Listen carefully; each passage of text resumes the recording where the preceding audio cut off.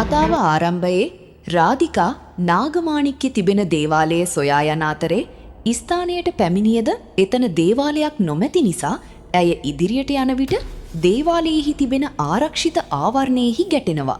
එවිට ඇය ඇදගෙන වැටෙනවා. රාධිකා බලනවා කුමක්ද ඊ සිදු වුණේ කියා. එවිට එතනට අනන්තා නාගමාණික්‍ය දේවාලයෙන් රැගෙන එතනට පැමිණෙනවා. අනන්තා වැටි සිටින රාධිකාට නැගිටීමට ඇගේ අත දෙනවා. රාධිකා නැගිටිනවා.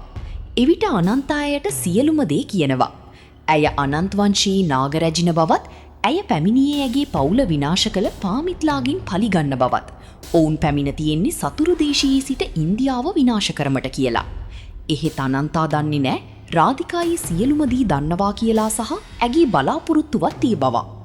රාධිකාගේ සහ අනන්තාගේ කතාව අසා සිටින මොහු අහානාගේ අතෙහි නාගමාණික්‍ය තිබෙන බව පාර්මිට්ට කෝල් කර ඉක්මනට මෙතනට පැමිණෙන ලෙස පවසනවා.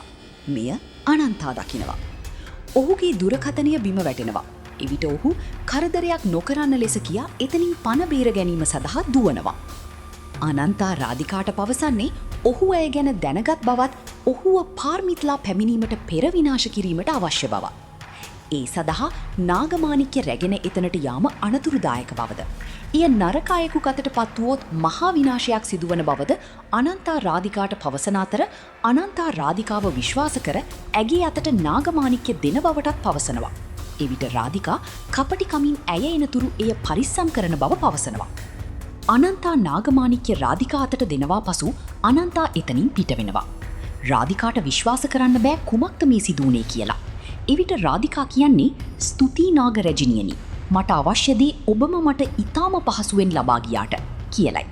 පසු පෙන්වන්නේ අනන්තා නාගවේශයගෙන මොහුව අල්ලාගෙන ඔහුට අද ඔබ ඉදා මගේ අක්කාට කර අසාධාරණයක් සඳහා ඔබට වන්දි ගෙවීමට සිදුවන බව.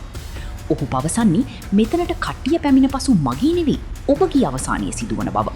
එවිට අනන්තා පහර දෙනවා. එතනට පාර්මිත්ලා ඇතුළු පිරිස පැමිණෙනවා. අනන්තා පාර්මිට්ට පවසන්නේ උබල ත්‍රස්තවාදියෝ කියලා දන්නවා කියලා හැමෝම කලබල වෙනවා. පසු පාර්මිත් කියන්නේ එහෙනම් උබේ අවසානය කියලා. එවිට අනන්තා හැමෝටම කෑ ගහලා කියනවා මම නෙමෙයි විනාශ වෙන්නේ උබලා. මම උබලගේ මාරයා කියලා. පසු රාධිකා ආර්යමන්ට එතනට පැමිණෙන ලෙස කියනවා.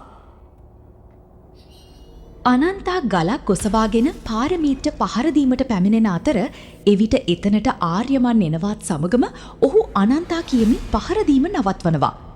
එවිට පාර්මීත් ආර්යමන් ළඟට යනවා. අනන්තා ඇත්ත කතාව ආර්යමන්ට කියනවා මේ ත්‍රස්තවාදියෝ අපේ රට විනාශ කරන්න මේ ඇවිත් තියෙන්නේ කියලා. ඒත් ආර්යමන් විශ්වාස කරන්නේ නැහැ. ඔහු පවසනවා මේ මගේ තාත්තා බව සහ අනන්තාව විශ්වාස කර ඔහු කරී වැරද්දක් බවද. ඔබට මම වෛර කරන බව පවසා ආර්යමන් කට්ටියව රැගෙන යනවා. පසු අනන්තා රාධිකා වෙත යනවා. අනන්තා රාධිකාට කියන්නේ ආර්යමන්ට ඇත්ත තීරුම් කර දෙන ලෙසට. එහින් රාධිකා නාගමාණික්‍ය ගැන අනන්තාගේ හිස මත තබා අනන්තාගේ මතකය නැති කරනවා. අනන්තා වේදනාවෙන් කෑ ගහනවා. එවිට අනන්තා සිහිසුන් වී ඇදගෙන වැටෙනවා. එවිට රාධිකා නාගමාණික්‍ය දෙස බලා කියන්නේ අදින් පසු මගේ බාධක අවසන් කරන බවත් නාගමාණික්‍ය භාවිතා කර මේ රට විනාශ කරන බවත්. එසේ කියූ රාධිකා මකරා බවට පත්වී සිහිසුන්ව සිටින අනන්තාව ඇලකින් පහලට තල්ලු කරනවා. මෙතනින් පසු කුමක් වේවිද?